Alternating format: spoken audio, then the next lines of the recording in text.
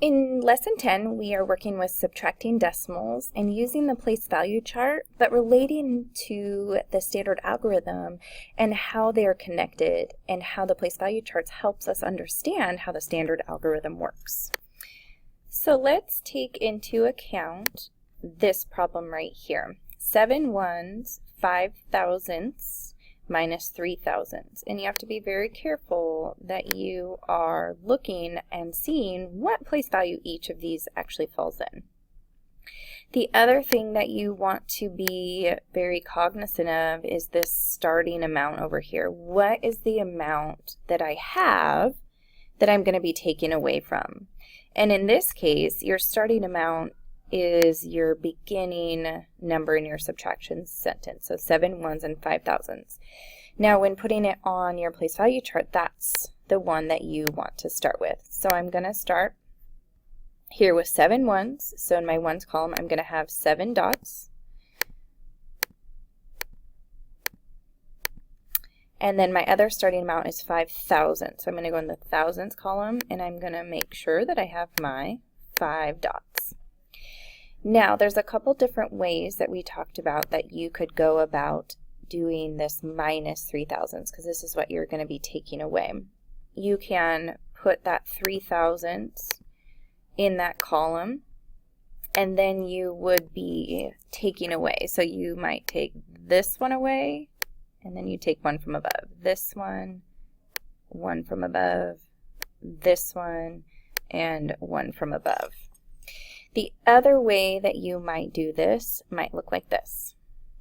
You might say, oh, I'm just taking away 3 thousandths, so I just cross off 3. 1, 2, 3. Both ways get you the same answer. It just depends on what you need for your learning. And now, to get my answer of 7 ones and 5 thousandths minus 3 thousandths, I count up how many I have left in each column. So in my ones column, I still have my 7, and you don't forget your decimal. Your tenths, you have 0, hundredths, 0, and 2 thousandths. So your answer is 7.002. Now let's take a look and see how that would play out in standard form. In standard form, you always want to have your starting amount on top, and that's 7 ones and 5 thousandths, and it's very important that you're lining up your decimals. So to the left of my decimals where my ones will go, and that's 7. I have 5 thousandths, and I always like to lay out how many place values to the right of my decimal each is. I have tenths, hundredths, and thousandths, and so my 5 would go here, and then I would fill in my empties with zeros. Now I'm minusing 3 thousandths. Make sure my decimals lined up. Then I'm going again to the thousandths, so we have tenths, hundredths, thousandths, making sure they're lined up, and the 3 goes in the thousandths, and then I fill in with my zeros. And now I just subtract as I would. 5 minus 3 is 2, 0 minus 0 is 0, 0 minus 0 is 0. I drop my decimal down, very important. And then 7 minus 0 is 7. So I have both my answers here, 7 and 2 thousandths are both correct. All right, now let's take a look at the problem 83 tenths minus 6.4. Now a lot of you might say, oh man, 83 tenths, I'm going to have to make 83 dots in my tenths place. But what strategy did we talk about today that could help us understand and not have to draw all 83 of those dots? You could, and that would work out fine, and you could bundle and move them over. But if I know this 8 is in the tens place, that means that there's going to be 8 groups of 10 here. And I know that every group of 10 here would equal 1 in the 1 spot. So I can actually say, okay, if I have 8 groups of 10 tenths, that would make 8 ones.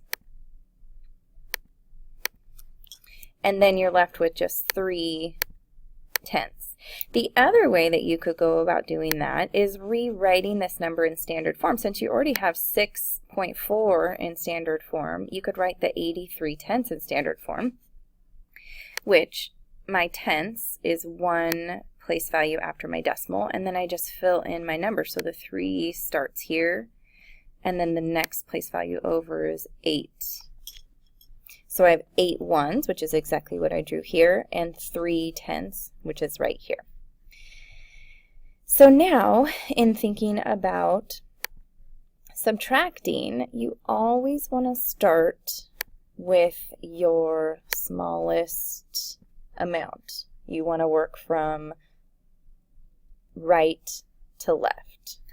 Okay, so in thinking about that, I am going to have 4 tenths, and I'm going to have to take away 4 tenths.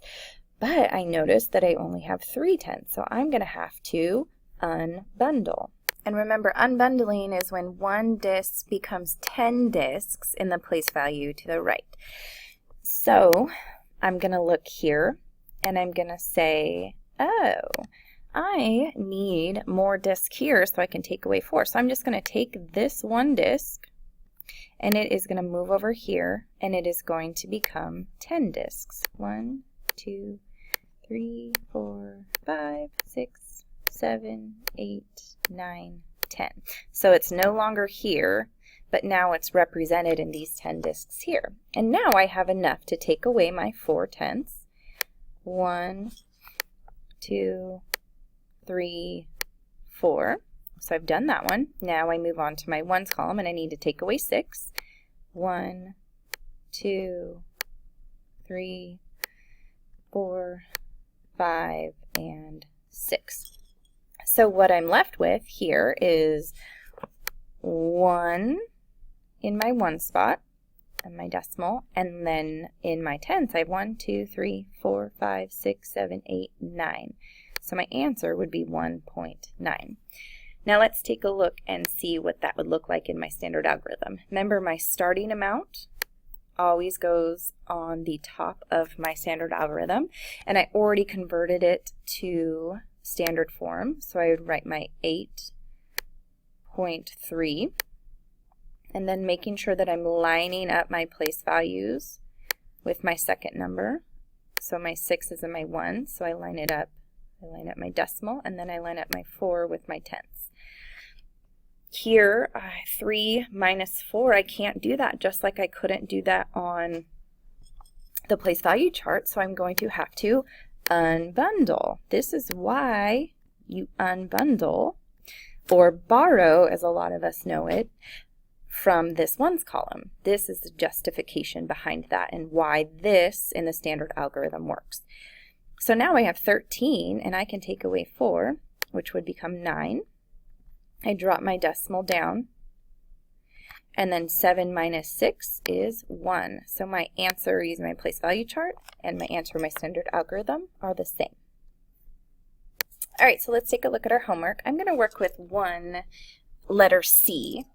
So I have 4 hundredths, 6 hundredths, minus 3 hundredths.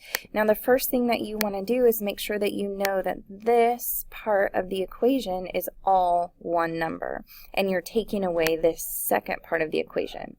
You also want to make sure that you are aligning like with like.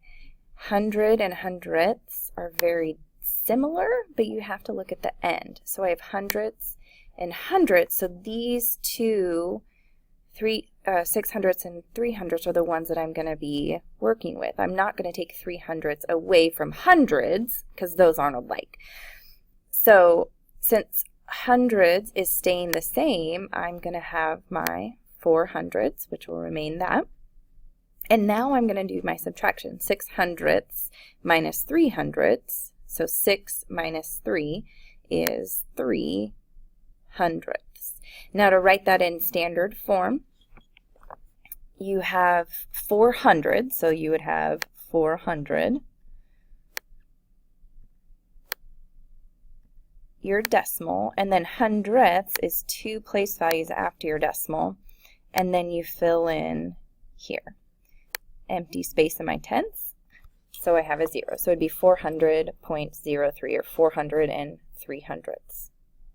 So let's now take a look at 2.b, and it's asking you to solve using the standard algorithm. They've given you the numbers here horizontally. I always like to rewrite it vertically so that I can line up my decimals. So my starting amount is always that first number here. So that's the one that goes on the top of my vertical standard algorithm. Now I'm going to take my second number here, 0.9, and I'm going to subtract it. I always like to make sure my decimals are lined up first, and then I can say, okay, my 9ths is in my 10ths place, so that goes under the 8, and then the 0s and the 1s, so I'm here. Now, I like to make mine even over here, so I have 4 in the 100th place, but I have nothing in the bottom, and I can add that 0 just to make it even. So now I'm going to solve. 4 minus 0 is 4. 8 minus 9, I can't do 8 minus 9, so I'm going to need to borrow or unbundle. So I take that one disk, which will now leave 0, and I make it into 10 over here. So now I have 18 minus 9 would be 9. I drop my decimal down. 0 minus 0 is 0, and then 4 minus 0 is still 4. So I have 40.94. All right, let's do one more. Let's do 3a on the back. Now, be careful. They're trying to trick you here. So we have 30 tens minus 3 tens and 3 tens. So we have two different sets of numbers here. Our starting amount is that 30 tens. Now, you might look at that and be like, oh, that's 30 because it's in the tens and it seems like it would be just 30, but remember, it's 30 tens. So, again, what I like to do is, draw my place values. There's 1s and 10s. Since I'm in my 10 spot, I'm going to be filling in here. So I have a 0 and a 3 goes in the next place over, and then I fill my 0. So 30 tens is actually 300. Next, I have 3 tens and 3 tenths. So again, with my decimal, my tens are 2 place values over, so then I fill in my 3. I have 0 ones, and then tenths is 1 place value over from my decimal, and I fill in my 3. Now, the first thing that I like to do, especially with this problem 3, is they're all written kind of in unit form. I like to transfer them over to standard form because it just helps me see. On 3, it doesn't tell you how to solve them, so you can use the place value chart if that's more comfortable for you, or you can do standard algorithm. I'm going to show you standard algorithm. So my starting value is 300, so I'm going to place that over here. And remember, if you just have a number like that, your decimal goes after it. Then I will subtract my other value, which is 30.3. So I'm going to line up my decimals, my 1s and my 10s with each other. And then I have this tenths over here in 3. Now I don't have a tenth up top, and I like them to be even, so I'm going to stick in that 0. Now I'm going to solve. I can't take away 3 from 0 because I'm starting with 0, so I'm going to need to borrow. I can't borrow from the 1s place because it's a 0. I can't borrow from the 10s place because it's a 0, so I have to go all the way to the hundreds place, and I'm going to borrow one of those, so it becomes 2, and then this becomes 10. I'm going to keep borrowing. 10 becomes 9, and the 1s place now is 10, and then one more borrow becomes 9, and finally I have 10 in my tens place. So now 10 minus 3 is 7. I drop my decimal down. 9 minus 0 is 9. 9 minus 3 is 6. And then 2 minus nothing is 2. So my answer is 269 and 7/10.